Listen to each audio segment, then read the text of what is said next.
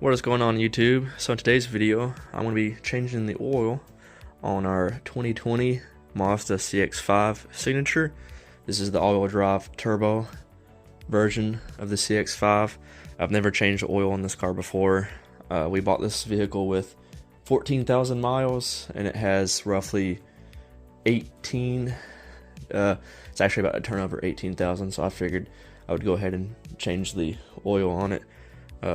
So anyways, if you guys have never done this before, well, join the club because I'm right there with you guys. So let's see, hood release right here. We'll pop the hood, take the oil cap off first and foremost. Okay, and we have a hood prop, so let me get that situated. Okay, so you guys, with the CX-5s, you have a nice engine cover here. Dipstick and oil cap are right beside each other. I actually like that design. One of the things when we went and bought this vehicle was ease of maintenance and all-wheel drive, and I have to say, there's a lot of room in this engine bay. I always like to just take the oil cap off, so that way, when I drain the oil, it'll flow out a lot better. So, oil cap off. Now we will jack the vehicle up. Okay, so I can't really find a good jack point on this car, so I'm just going to use the pinch weld. I have a little block here that I've notched to kind of cradle the inside. I'll show you guys how I use it. They actually make these pinch weld savers. You can buy, they're like rubber, but you can see how I have it notched out. Just a cheap, efficient way of doing this. So now I'm going to jack the car up and support it with the jack stands. Okay, with the car jacked up, you can set your jack stand right here. This is the a solid cross member point right here, so you can lower your jack and support it on this cross member. It won't hurt anything. But I'm underneath the car looking. It looks like we have two access panels here. Okay, so don't mess with this panel.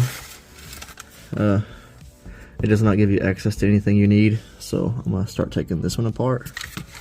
So, looks like we have two 8s, one over here in this corner, and one right here in this corner. Okay, looks like we just have to remove two of these plastic clips. So I have a small flathead.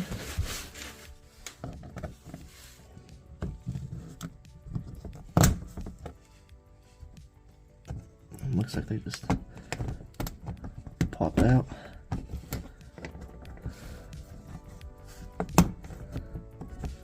Just like that. Okay. You just twist them out. Yeah. So. Okay, yeah. Now we have access to the oil filter and the drain plug. So it was two 8mm bolts and two plastic clips. Okay, so this drain pan bolt is a 17mm.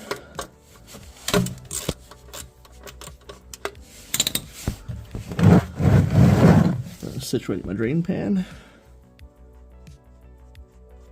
and work this out by hand.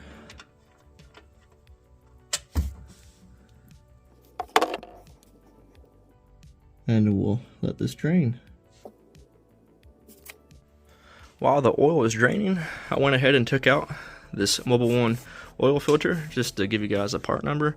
And this is the oil filter socket that I want to use to remove the old oil filter. These are two other ways you can remove the oil filter. This is an oil filter wrench, and this is a rubber strap wrench that really helps with stubborn oil filters.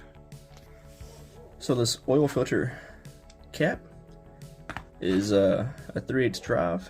So as you can see, I have a 3/8 extension in place here. We have some motor oil that I'm just going to pour into this cap. We'll take off this protective plastic and we will lubricate this oil filter O-ring. And if you guys want to, you can also prime this oil filter by filling it up with motor oil, but that's not necessary. So your drain plug will actually have a crush washer on it, and it's always good to replace these. So I have a assorted copper washer set here. I'm just going to size up and match up the copper washer to this aluminum one, and put a new crush washer on it. So as you can see, that matches perfectly. I'm going to put the new copper crush washer on, and I'll give you guys the size of that. It was a M14 by 20 1mm, and I'll link everything in the description for you guys so you can buy all the items that I'm using. Okay, so the majority of this motor oil has drained out. We're just at a slow dribble. So let's go ahead and run this drain plug back in place. Start it by hand and make sure you do not cross thread this. So make sure it spins in and threads in freely with no resistance, and get it snug. And then we're going to torque this with a ratchet. Remember, it's a 17mm, and that's tight enough. You guys do not want to over torque those and strip them out. Now we can go ahead and remove the old oil filter. Okay, so I'm going to use my oil filter socket here, and we will break this free.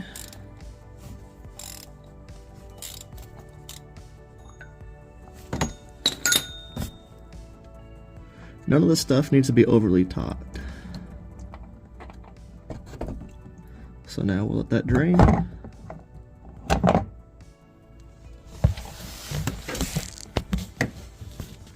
And now we can go ahead and start our new oil filter. Get this as tight as you can by hand. This does not need to be overly torqued.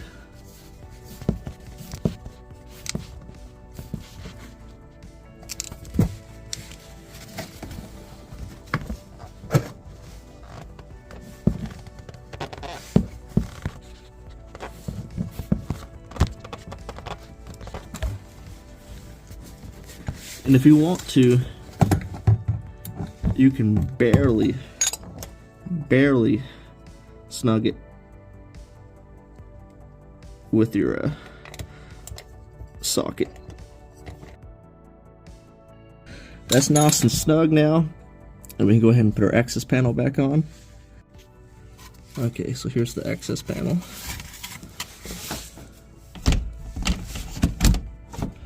Go ahead and get this in place, and we'll start with the plastic clips.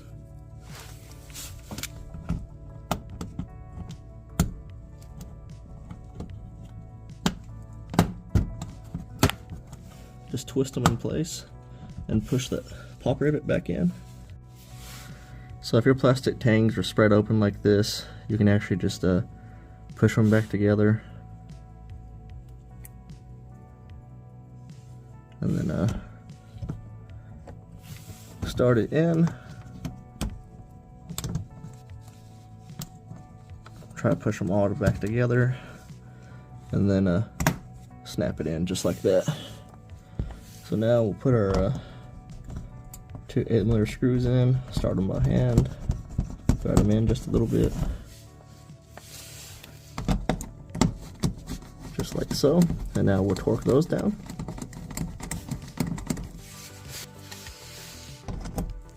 $8mm. Okay, now we're done at the bottom of the vehicle. So now you can move your drain pad.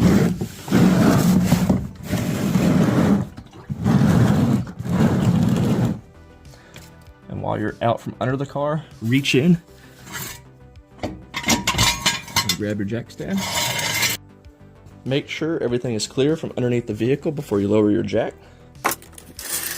Your wooden block, may get stuck, no big deal, just remove it.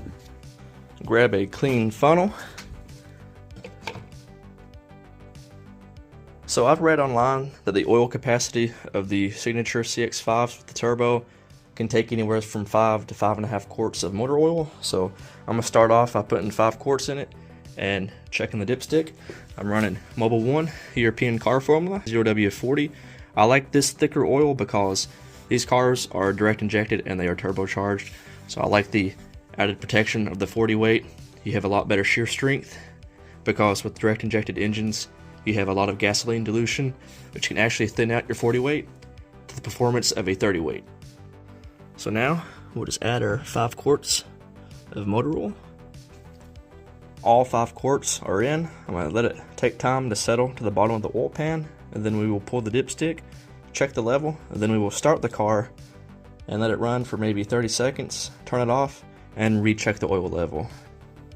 So if you guys have never checked your oil before, the first time you pull the dipstick, you want to clean it off. You do not take the first reading, put it back in clean, and then your second reading when you pull out the dipstick, check it, and that is a lot more accurate. Okay, so I already pulled this dipstick out once and cleaned it off. Now I'm pulling it out for the second time so we can get an accurate measurement here. So it looks like the oil is just shy of the second hole. We want it to reach that second hole.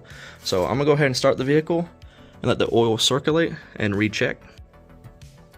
Start the vehicle and let it run for about 30 seconds. So letting the vehicle run for about 30 seconds, let the oil circulate and fill up the oil filter. So now we can double check our dipstick and add oil if necessary. So looking at the oil level, looks like we may be about half a quart low. So I will say these engines probably do take 5.5 quarts. So I'm gonna top it off, double check the oil level, and we should be able to wrap this up. So I added half a quart and it looks like we are right on the money. So there we have it, an oil change on a 2020 Mazda CX-5. Okay, and to finish up your oil change, you need to go to Applications, scroll down to Vehicle Status Monitor, Maintenance, and then you can reset your oil change. As you guys can see, I've already reset mine. You just go down here, click Reset, and that finishes your oil change. As always guys, thanks for watching and stay tuned for more.